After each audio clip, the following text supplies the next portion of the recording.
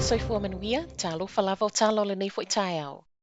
O le aso le aso se fulu lima o ke topa, ua whaatau ai e New Zealand le World Fruit and Vegetable Day.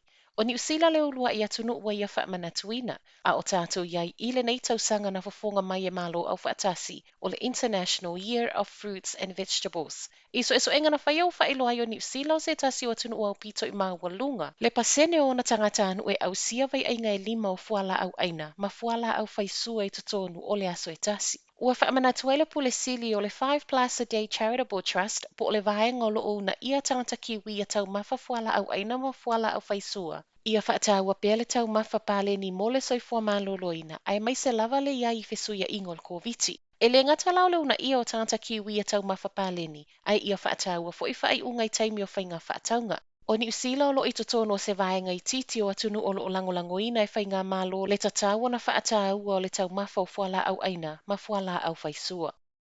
O le wata pena le telo mea ai maua fua, whaailonga, ai maisa le telo o fesoa soani mo le tū tau whemalanga ingai au kilani, a wale Super Saturday a tae au. O le ua whaapitoa le aso a tae au mo le whai o tui o tangata umai totono New Zealand, e le i whaia tui mua mua, ma o le a fwoi wa mawhai o nā ngai mo le tui lona lua. I totono lava i o au kilani o lea se fulu tolu pasene, tangata anga wa ai le tui, e le i whaia le tui mua mua. O Pasima Vance o lo tapena ina providers Maorim Pacifica, o le lava le ai tua e le community au kilani fesoa soani ai i tangata e mo mia. E se mai drive-through manofuanga masani mo tui lea ua whailoa mai se pepo whaamtalang o le awha o popo i tū lai tatala i atai au. O le afo e silia ma le fitu se fulu GP po o fo mai, whaapele silia ma le se fulu fale talavai, o le atatala e a ngai i ai mo tui atai au. Mo i lato fo i e le o mautonu lava i le tui o lo o maua le awa noe no fuanga nei watapena mo tui e mawhaiona e tala noa i seisil au whai ngā luenga. Ma o lo o mawhaiona e tanga i ane le Vaccinate for Auckland.nz mo le sila fia o se no fuanga lata ane lo mauta. O whaatasta singa i whale o a inga lea e o mai eile to atele o cases fo whaamaonia na au mai ana nafi. Fitu sun maltasi cases fo lean whailo mai ana nafi ma o lea whai numera atoa o tangata au kilani. Whailo ai fo ele sui palemia Grant Robertson le whaanoa noa o no le to atele na pēsia mai a o whaatasi maisi tangata o lato a inga. Whailo ele sui palemia o lea lava na tupu i le lapata inga vaenga wha a au kilani ma o lo o whaauau mai pēa i le lapata inga vaenga tōlo lo iai nei. Peita i e le o whaatangaina. O le whainga tāo le tūlanga o iei au kilani, o na ua leo toe mawhai o na tāo fiofi i tutono clusters e pei o na sa a mata sa waile delta, a o lea ua a fia i tangata i so o se vaenga o le a ai.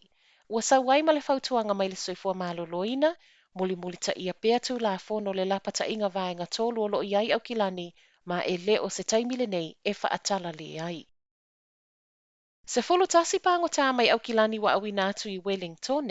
Mai le vaenga o whale pui o lea se fulu tasi o i lātou o lo o tūli whaasalanga le to ese o lo iei tinamta mai ta ai au kilani. Ma o nisi o lea kulupo o lo awi nātu mō polo kalame whaapitoa e tala noa i nai fuala au whaasaina.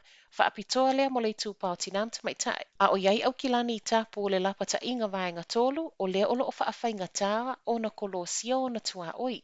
Ma o lea se fulu tasi na o whaapitoa i le vaalele ma o se whainga malanga tongi pau. Whaamautino mai fo i le vaenga o whale pui o lea lava na whaia whaai unga uma male saonga le mu. Ma o le awi nātu o ia pango tai Wellington na mua whaia uma siaki le soifua malo loina ai ele i o. O le au whainga luenga fo ina whaatalia mai il malai vaalele o whaamautino mai i le sui o le pulenga o lea lava na malu puia. E se mai le tū saonga le mu. O totono o to ese talu o na saule koviti le tausanga talu ai. Whaamawina ai cases e o nol koviti. Le e au fia i mali to atolu, le anata ua mai Mount Eden i le masina nei. Tala muli o tae au, o lea toi titi a tole tolu masina talu na lolovaya Westport i le South Island, e le i toi fo i le to atele i fale mautu e no nofo ai. Tu sa mal se lau fa se fulu i la tolo no nofo pea nei fale tali malo. O wo ma a inga, wha pea isi nofo anga maututongi na wha matu atu le malo tau ina mapu ai. I fale tu sa male fa se lau lima se fulu fale e le o toi mawhai lava no nofo ia. I moli maua le leiti o New Zealand o nisi o lo talia pia le saini o pepa e whaatangai o na toi li peo la tau fale. Ai mai le Insurance Council, silia male valu se fulu 5 miliona tupe ngau walu i tala sanga. O lo o whaawau pea ngā luenga taimi nei ma o lo tau mawhai o na toi maua fale mo le to atele ai ele i tala kerisimasi po o le tau sanga fōfoi. O tala na o le nei tai au, manuia le nei aso.